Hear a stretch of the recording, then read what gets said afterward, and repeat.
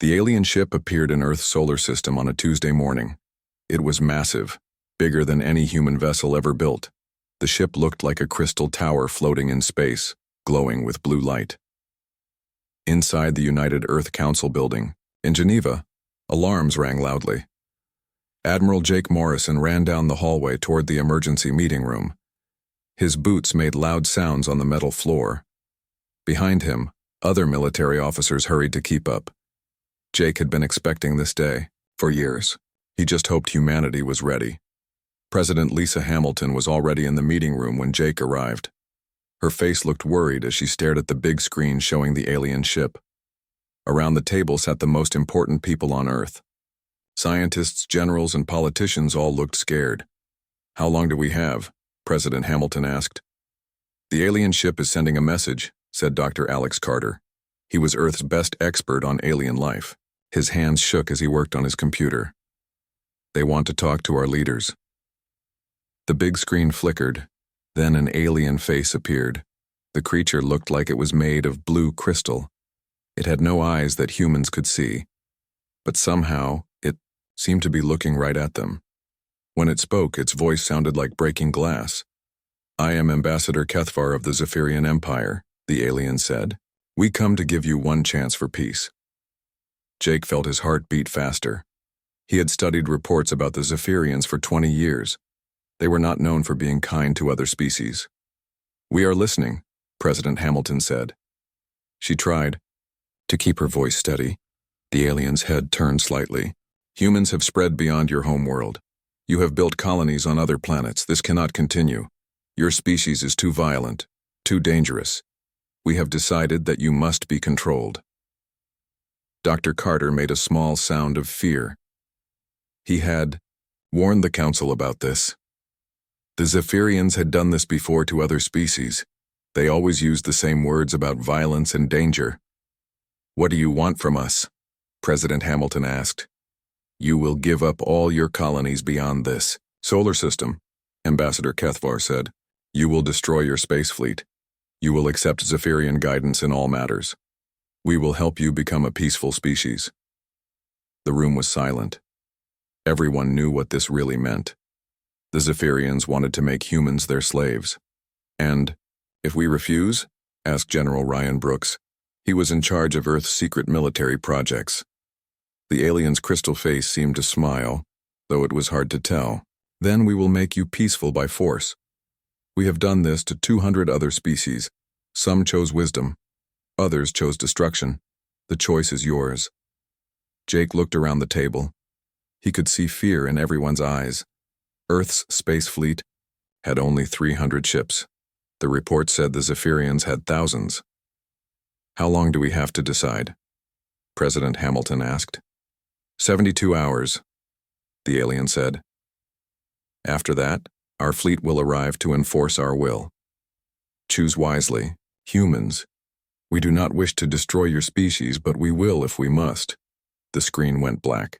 The alien ship began moving away from Earth, but it stayed in the solar system, watching, waiting. "My God," whispered Dr. Carter. "They're really going to do it. They're going to destroy us if we don't surrender." President Hamilton looked at Admiral Morrison. "Jake, what are our options?" Jake stood up slowly. He had to be very careful with his words. Not everyone in this room could be trusted with the truth. "Our official fleet is no match for theirs. If we fight with what the Zephyrians think we have, we will lose badly." "So we surrender?" asked one of the politicians. "No," President Hamilton said firmly. "We are humans. We do not surrender our freedom to anyone." General Brooks cleared his throat. "There might be another option, but we need to meet privately with a smaller group." President Hamilton nodded. "Everyone except Admiral Morrison, General Brooks, and Dr. Carter, please leave the room. Tell no one about this meeting." When the room was empty except for the four of them, General Brooks smiled for the first time that day. "The Zephyrians think they know everything about us," he said. "They have been watching our public space program. They think our 300 ships are all we have." Dr. Carter looked confused. "Aren't they?" Jake and Ryan looked at each other. Then Jake spoke carefully. "Alex, what do you know about Project Silent Thunder?" "I've never heard of it, Dr. Carter." said. Good, said General Brooks. That means it's still secret. Alex, for the past 30 years we have been preparing for this day. We knew the Zephyrians would come eventually. So we got ready. President Hamilton leaned forward. How ready? We're going to pretend to surrender, Jake explained. We'll invite them to Earth for a ceremony. They'll bring their fleet here thinking they've won. And then what? Dr. Carter asked. General Brooks smiled again. Then we show them what humans can really do when someone threatens our freedom. Can we really beat them? President Hamilton asked. Jake looked at the screen where the alien ship had been. Madam President, the Zephyrians are about to learn something important about humans. We are very good at looking weak when we are actually strong, and we are very, very good at war. Send a message to Ambassador Cathvar, President Hamilton ordered. Tell him we accept his terms. Tell him we want to arrange a formal surrender ceremony on Earth. And tell him we hope for a peaceful future under Zephyrian guidance. As the message was sent, Jake felt a cold smile cross his face. The Zephyrians thought negotiation was possible. They thought humans would give up without a fight. They were about to learn how wrong they were. Deep in the asteroid belt between Mars and Jupiter, Captain Susan Blake watched her screens with careful eyes. Her ship, the research station Olympus, looked like a big piece of space rock from the outside. Inside, it was the most advanced facility that humans had ever built. Captain, we're getting the signal, said Lieutenant Danny Ward from his control station. Silent thunder is active. Susan nodded. She had been waiting for this moment for 10 years. Around her, 200 scientists and engineers worked quickly at their stations. They all knew what the signal meant. The Zephyrians had finally come to Earth. Begin Phase 1, Susan ordered. Send the wake-up call to all hidden facilities. Across, the solar system signals traveled through secret channels. On the dark side of Earth's moon, a mountain opened up like a flower. Inside was a shipyard bigger than any city on Earth. Hundreds of ships that looked like dark metal sharks began to power up their engines. Near Jupiter, Captain Paul Mitchell commanded a fleet of spy ships. His vessels looked like space junk, old satellites and broken asteroids, but inside each one was technology that could see and hear everything the Zephyrians did. I'm picking up their communications, Paul told his crew. The aliens are calling for their main fleet. They're excited about conquering another planet. Paul's second-in-command, Lieutenant Karen Davis, listened to the alien voices through her headphones. She had learned their language years ago. They're saying humans look weak and scared. They think this will be easy. Let them think that, Paul said with a grin. The longer they believe we're helpless, the better. Back on the hidden side of Earth's moon, Admiral Jake Morrison stood in the command center of humanity's greatest secret. The base was called New Olympia, and it had been built over 25 years. Thousands of workers had carved it out of solid rock, always in secret, always at night when Earth's satellites couldn't see them.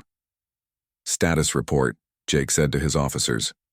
All Nova-class ships are ready for combat, reported Commander Lucy Turner. She was in charge of the new battleships that humans had built in secret. Each ship was 5 times bigger than anything in Earth's official fleet. Stealth systems are working perfectly, added Captain Kevin Hayes. The aliens still can't see us. Their sensors show only empty space. Jake looked at the massive view screen that showed the hidden fleet. 3,000 ships floated in the darkness waiting for his command. Each ship had weapons that the Zephyrians had never seen before. Technology that Dr. Helen Grant and her team had developed by studying captured alien equipment. Sir, Dr. Grant wants to speak with you, said a young officer. The screen changed to show Dr. Helen Grant in her laboratory. Behind her were strange machines that glowed with blue and green light. She looked tired but excited. Admiral, the quantum weapons are ready, she said. We've tested them on captured Zephyrian hull samples. Their shields can't stop our new guns. What about their numbers? Jake asked. Intelligence says they might bring thousands of ships. Dr. Grant smiled. That's the beautiful part. Our new weapons can destroy multiple targets with each shot. The more ships they bring, the more we can destroy at once. Jake felt proud of his species. When the Zephyrians had first been spotted 20 years ago, humans had done what they did best. They had worked together, planned carefully, and built something amazing. The secret project had started small, a few hidden bases, some experimental weapons. But as the years passed and more alien encounters happened, the project had grown. Entire asteroid mines had been built to get materials. Secret factories had been hidden on the far side of moons. Thousands of humans had spent their lives working on ships and weapons that the rest of the galaxy didn't know existed. "Captain Blake, report," Jake said into his communicator. Susan's voice came back clear and strong. "Olympus Station is ready. All our research teams have finished their work. We know exactly how Zephyrian technology works. More importantly, we know how to destroy it." "Excellent. What about their ship designs?" "We've studied every class of vessel they have," Susan explained. "Their big ships are powerful but slow. Their fighters are fast but weak. They always attack the same way. They never change their tactics because they've never needed to." Jake nodded. That was exactly what he had hoped to hear. The Zephyrians had conquered so many weaker species that they had become lazy. They always used the same methods because those methods always worked. "Commander Turner, status of our pilots?" Lucy's voice was full of confidence. "Sir, we have the best pilots in human history. They've been training in secret for years. Each pilot knows how to fly ships the aliens have never seen. They know how to use weapons the aliens don't understand. And they know how to fight as a team." This was the part that made Jake most proud. Human pilots didn't just learn to fly ships and shoot guns. They learned to think together, to work as one giant mind. When human pilots fought together, they could do things that seemed impossible. "Admiral," came another voice. It was Major Tony Clark, the leader of the fighter squadrons. "My pilots are ready to show these aliens how humans really fight. We've been practicing combat formations that will confuse their sensors and overwhelm their defenses." Jake looked around the command center.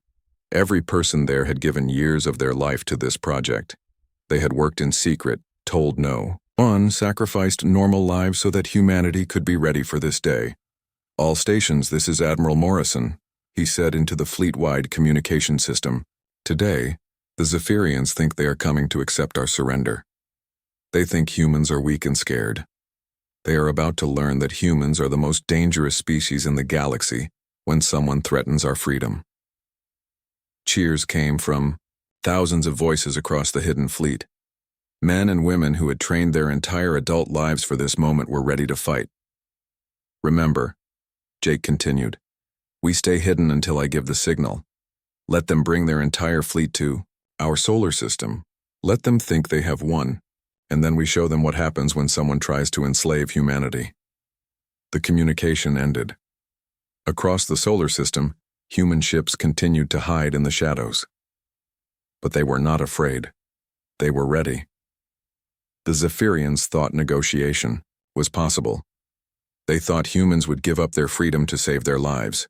In a few days, they would learn that humans would rather die fighting than live as slaves. And they would learn that humans were much harder to kill than anyone expected. Fleet Commander Zorathal stood on the bridge of his flagship, the Eternal Dominion. The massive ship was bigger than most human cities. Around him, his crew worked at stations made of the same blue crystal as their bodies. They were preparing for what they thought would be an easy victory. "Report," Zorathal commanded. His voice echoed through the bridge like breaking ice. 3,000 ships have arrived in the human solar system," reported his second-in-command. "The humans appear to be preparing for surrender ceremonies on their home planet." Zorathal looked at the main screen. It showed the small blue planet called Earth. Around it flew tiny human ships that looked like toys compared to his fleet. The humans had moved their pathetic fleet into defensive positions, but Zorathal knew it was just for show.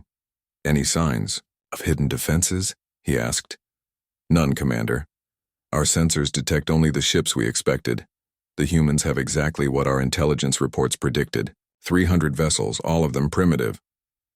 Zorathal felt satisfied. This would be the easiest conquest in Zephyrian history.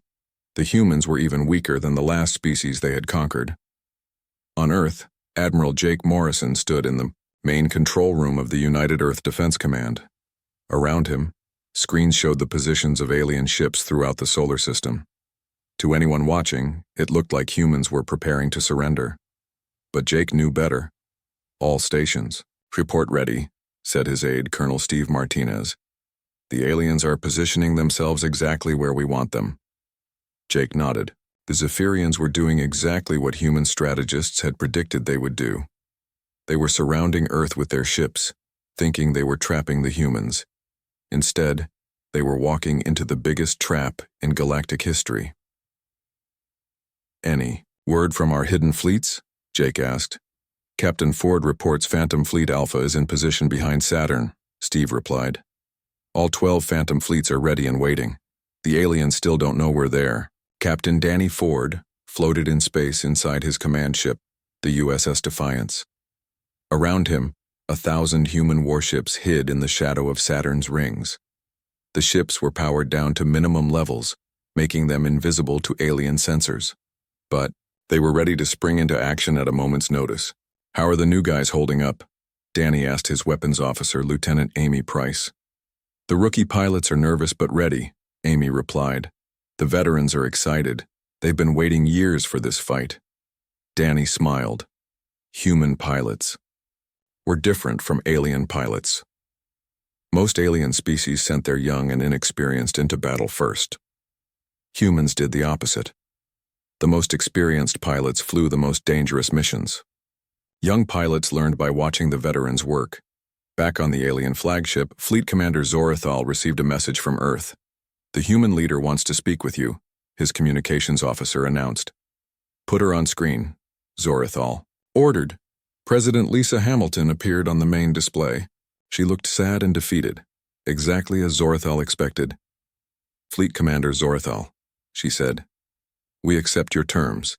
We are ready to surrender Earth and all human colonies to the Zephyrian Empire. A wise choice, Zorithal replied. You have saved your species from destruction. We request that you come to Earth for the formal ceremony, President Hamilton continued. Our people need to see that this is really happening. It will help them accept the new reality. Zorithal considered. It was unusual for the conquered species to request a ceremony, but it made sense. The humans needed to understand that their independence was over. Very well, he said. I will bring my command staff to your planet tomorrow. Have your leaders ready to sign the surrender documents. When the communication ended, Zorithal turned to his officers. Begin moving the fleet into final positions around the human planet. I want every escape route blocked. As the alien ships moved closer to Earth, they passed through areas of space that looked completely empty. But hidden in those areas were human ships with advanced stealth technology, ships that had been built in secret over 20 years, ships that carried weapons the aliens had never seen before. Lieutenant Colonel Amy Price watched from her hidden position as alien vessels passed, within a few kilometers of her ship. The aliens had no idea that death was floating right next to them. It's amazing how blind they are, she whispered to her crew. Their sensors can't detect us at all. That's what 20 years of research gets you, replied her second-in-command. Dr. Grant's stealth technology is beyond anything they have. Amy nodded. The humans had learned from every encounter with alien species. They had studied captured technology, improved on it, and built something completely new. Something that no alien species had ever seen before. On the hidden side of Earth's moon, the massive human fleet continued to wait. Captain Kevin Hayes stood in the command center of the flagship USS Defiance, watching as alien ships took positions around Earth. They're spreading their fleet thin, he observed, just like our strategists predicted they would. Should we be worried about their numbers? Asked a young officer. Kevin laughed. Son, we've been studying these aliens for 20 years. We know exactly how they fight. They rely on overwhelming numbers and superior technology, but they've never fought an enemy that was smarter than them. Are we really smarter than them? We're about to find out, Kevin replied. But I'll tell you this much. Humans have been fighting wars for thousands of years. These aliens have been winning easy battles against weak enemies. There's a big difference. As night fell on Earth, Admiral Jake Morrison stood on the balcony of his office looking up at the stars. Somewhere up there, thousands of alien ships were preparing to accept humanity's surrender. They thought the hardest part was over. Jake's communicator buzzed. It was a message from Captain Susan Blake on the Hidden Research Station. "Admiral, we've completed our final analysis of the alien fleet," she reported. "They have 3,000 ships, just as intelligence predicted, but there's something interesting. They're all bunched together in standard formation. They're not expecting any resistance at all." "Perfect," Jake replied. "The more confident they are, the bigger their surprise will be." "There's something else," Susan continued. "We've been monitoring their communications. They're planning to strip mine our outer colonies after the surrender. They want to use human workers as slaves in their factories." Jake felt anger rise in his chest. The aliens didn't just want to conquer humanity. They wanted to destroy everything humans had built and turn his people into slaves. "That settles it," he said quietly. "Tomorrow, we show them what happens when someone threatens human freedom." As Jake went back inside, he thought about all the humans who had worked in secret for 20 years to make this moment possible. Engineers who had built impossible ships, scientists who had created unimaginable weapons, pilots who had trained their entire lives for a battle that might never come. Tomorrow their work would be tested. Tomorrow, the galaxy would learn that humans were not the weak species they appeared to be. Tomorrow, the Zephyrians would discover that they had made the biggest mistake in their empire's history. The aliens thought negotiation was possible. They thought humans would choose slavery over death. They were about to learn that humans would rather die fighting than live on their knees. And they were about to learn that humans were much, much harder to kill than anyone had ever imagined. The surrender ceremony was supposed to begin at noon, Earth time. Fleet Commander Zorathal and his senior officers had landed on Earth in a shuttle that gleamed like blue crystal. They walked into the United Nations building, confident that they were about to add another species to their empire. President Lisa Hamilton waited for them in the main assembly hall. She wore a simple black dress and looked appropriately defeated. Around her sat the leaders of Earth's major nations, all of them appearing sad and resigned to their fate. "You have made the wise choice," Zorathal said, as he took his place at the head of the room. "Your species will learn to appreciate Zephyrian guidance." "Before we sign the documents," President Hamilton said quietly, "I have a question." "Speak," Zorathal commanded. "How many species have you conquered this way?" Zorathal's crystal face showed what might have been pride. 217 species have joined our empire. Some chose wisdom as you have. Others chose destruction and were eliminated. "And none of them ever fought back successfully?" "None," Zorathal replied. "No species has ever been strong enough to resist us. That is why we rule 3 arms of this galaxy." President Hamilton nodded slowly. Then she looked directly at the alien commander. "Fleet Commander Zorathal, you are about to become the first military leader in Zephyrian history to lose an entire fleet." Before Zorathal could respond, every screen in the building flickered to life. They showed Admiral Jake Morrison standing in a command center that looked more advanced than anything the aliens had ever seen. "Admiral Morrison to all human forces," Jake said calmly. "Execute Silent Thunder. Show them what we really are." Across the solar system, the greatest military revelation in galactic history began. Behind Earth's moon, the massive hidden base opened like a flower blooming. 3,000 human warships emerged from concealment, their hulls black as space and bristling with weapons that pulsed with energy. Each ship was larger than the biggest vessels in the Zephyrian fleet. Captain Kevin Hayes stood on the bridge of the USS Defiance as his ship powered up. Around him, his crew worked with the precision of a machine. They had trained for this moment their entire adult lives. "All weapons online," reported his weapons officer. "Quantum cannons are charged and ready." "Excellent," Kevin replied. "Target, the alien flagship. Let's introduce them to human engineering." Near Saturn, Captain Danny Ford's Phantom fleet dropped their stealth fields. 1,000 ships appeared from nowhere, surrounding the Zephyrian vessels that had been guarding the outer system. The aliens found themselves trapped in the middle of a human formation. This is Captain Ford to alien vessels. Danny broadcast. On all frequencies. You are surrounded. Power down your weapons and prepare to be boarded. The alien response was immediate panic. Their communications channels filled with confused voices as they tried to understand how human ships had appeared from empty space. On the alien flagship orbiting Earth, alarms began ringing. Zorethal's officers rushed to their stations, their crystal faces showing expressions of shock and fear. "Commander, we're detecting massive energy signatures throughout the system," reported his sensor officer. "Thousands of human ships are appearing from nowhere." "Impossible," Zorethal snarled. "Our intelligence showed they only had 300 ships." "Sir, the ships we're detecting are far more advanced than anything in our database. They're using technology we don't understand." Back on Earth, Admiral Morrison appeared on every screen in the alien command center. Behind him, President Hamilton and the other human leaders were no longer looking defeated. They looked confident and determined. "Fleet Commander Zorethal," Jake said, "let me introduce you to the real human space fleet. For 20 years, we've been building ships while you watched our public displays. For 20 years, we've been preparing for this day." On his screen, Zorethal could see the true scope of the human fleet. 15,000 ships now surrounded his forces. Ships that were larger, faster, and more advanced than anything the Zephyrians had ever built.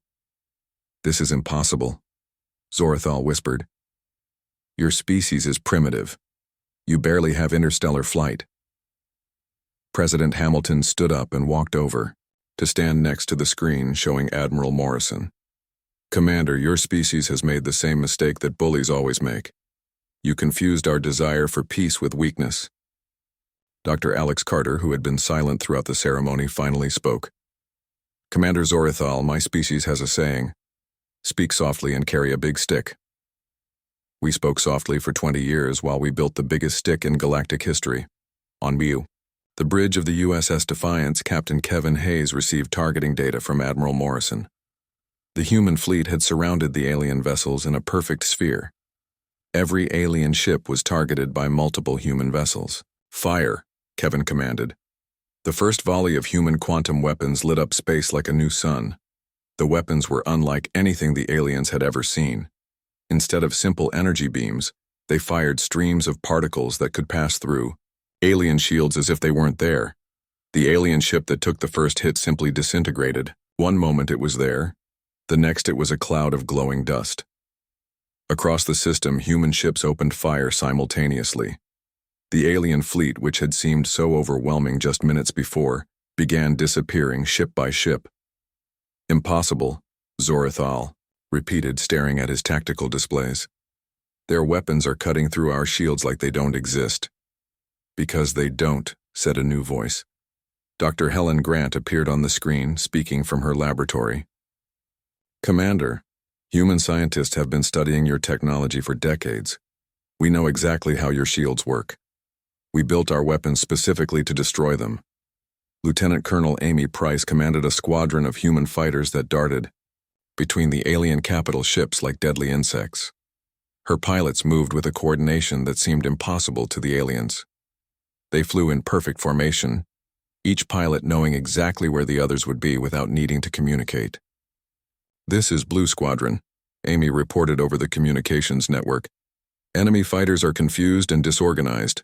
They can't match our coordination."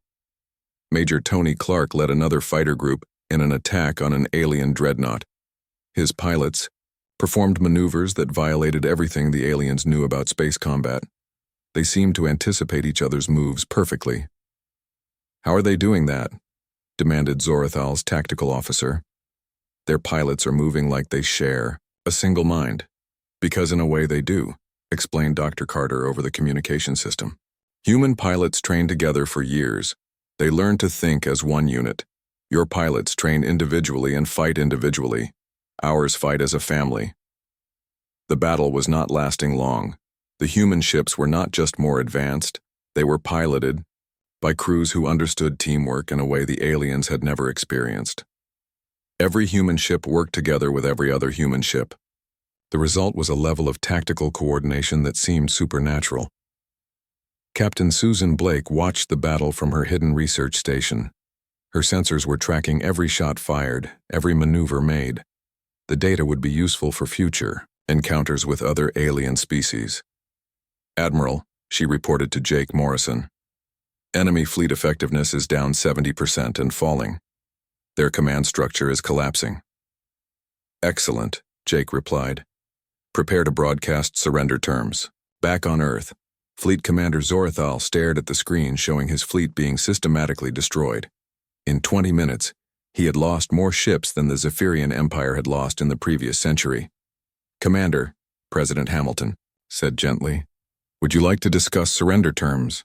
Zorathal's crystal face showed an expression that humans had never seen before. It was the face of a bully who had finally met someone stronger. "What do you want?" he asked, his voice barely audible. Admiral Morrison smiled coldly. "We want you to leave our space and never come back. We want you to tell every species in the galaxy that humans are no longer available for conquest, and we want you to remember this day every time you think about threatening someone weaker than you." The revelation was complete. The humans who had seemed so weak and primitive had revealed themselves to be the most powerful military force in the galaxy. The Zephyrians, who had never lost a battle, were about to suffer the most devastating defeat in their history. The galaxy was about to learn that negotiating with humans was indeed possible, but only as equals, never as masters and slaves. The battle lasted exactly 47 minutes. When it was over, the mighty Zephyrian fleet was reduced to less than 300 ships. The rest had been destroyed or disabled by human forces that seemed to come from nowhere and fight like nothing the galaxy had ever seen. Fleet Commander Zorathal stood in the United Nations building on Earth, no longer the confident conqueror who had arrived that morning. His crystal face showed cracks of stress as he stared at the surrender documents that President Lisa Hamilton had placed before him. "Sign it," Admiral Jake Morrison said from the main screen. Behind him, tactical displays showed human ships surrounding every remaining Zephyrian vessel. "Your fleet is defeated. Your empire's reputation is destroyed. Sign the treaty, and you can take your surviving ships home." Zorathal's hand shook as he picked up the writing instrument. The treaty was unlike any document in galactic history. Instead of the conquered surrendering to the conquerors, the would-be conquerors were surrendering to their intended victims. "This changes everything," Zorathal whispered as he signed his name. "The entire galaxy will know that the Zephyrian Empire was defeated by a species we thought was primitive." "Good," President Hamilton replied. "Let them know. Let every species in the galaxy understand that humans will defend themselves and anyone else who asks for help." As Zorathal signed the last page, Captain Kevin Hayes transmitted a message from the USS Defiance to every surviving alien ship. "Attention, Zephyrian vessels. You have 1 hour to leave human space. Any ship that remains after that time will be destroyed. You will not return. You will not threaten human colonies. You will not harm any species under human protection. If you break these rules, we will find you and we will end you." The alien ships began moving immediately. They formed up around their damaged flagship and accelerated toward the edge of the solar system as fast as their engines could carry them. None of them wanted to test whether the humans meant what they said. Dr. Alex Carter watched the alien retreat from the observation deck of the research station Olympus. Captain Susan Blake stood beside him, both of them amazed by what they had witnessed. 20 years of preparation," Susan said quietly. 20 years of building ships in secret, training crews, developing weapons. It all came down to 47 minutes. "The important thing is that it worked," Alex replied.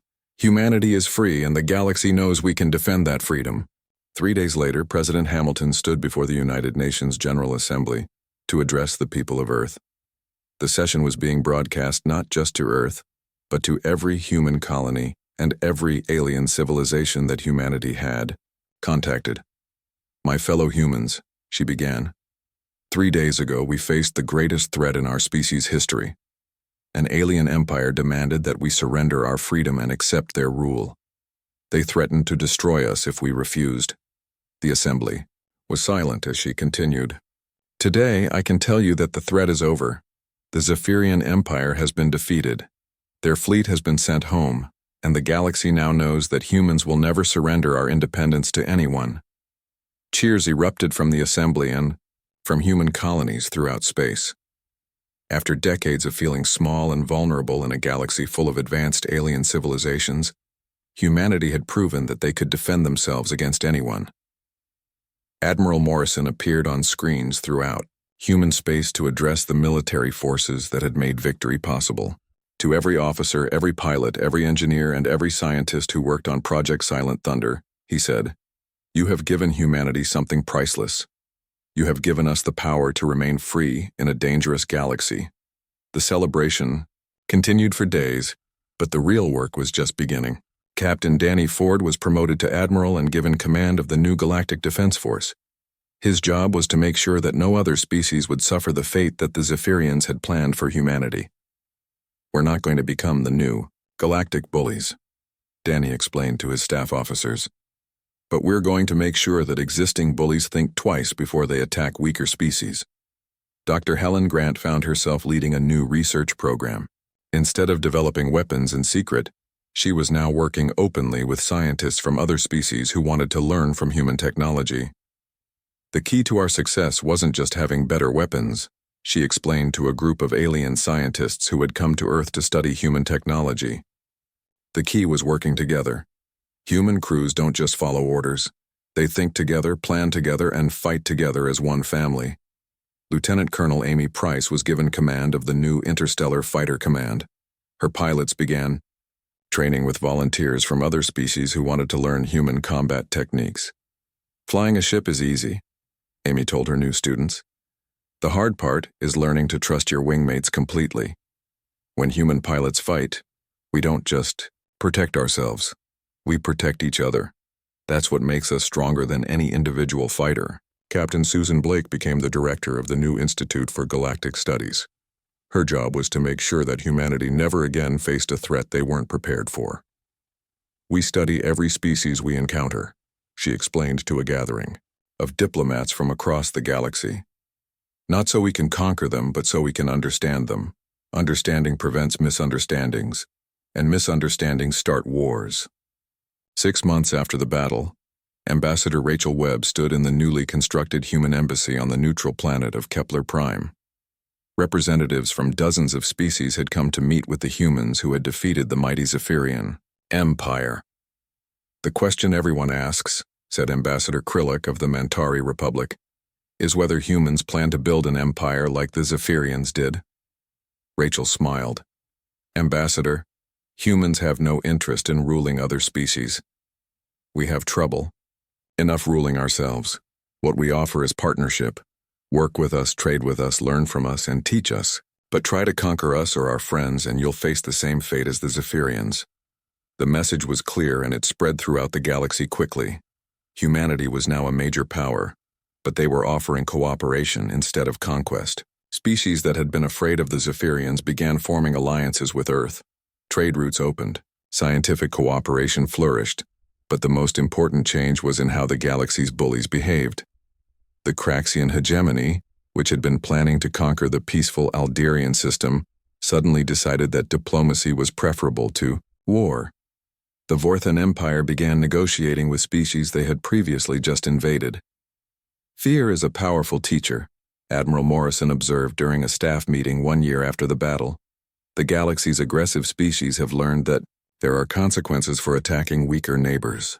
Colonel Steve Martinez, now in charge of intelligence gathering, had been monitoring communications throughout the galaxy.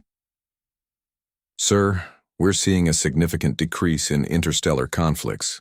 Most aggressive species are focusing on internal development instead of external conquest."